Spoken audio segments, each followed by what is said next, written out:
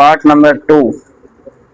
सामीन मोहतरम, अल्लाह के प्यारे नबी हज़रत मोहम्मद मुस्तफ़ा अहमद मुजतबा सरकार दो आलम सल्लल्लाहु अलैहि वसल्लम को भी अपने वतन मक्का मुकरमा से मोहब्बत थी।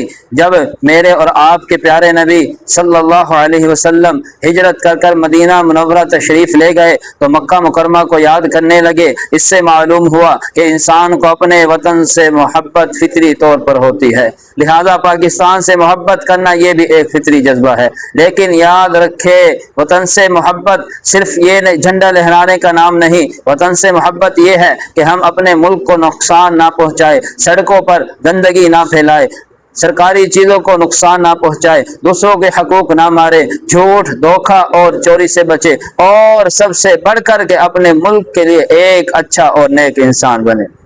जनाब दी वकार, पाकिस्तान हासिल करने के लिए हमारे बुजुर्गों ने बहुत कुर्बानियाँ दी हैं।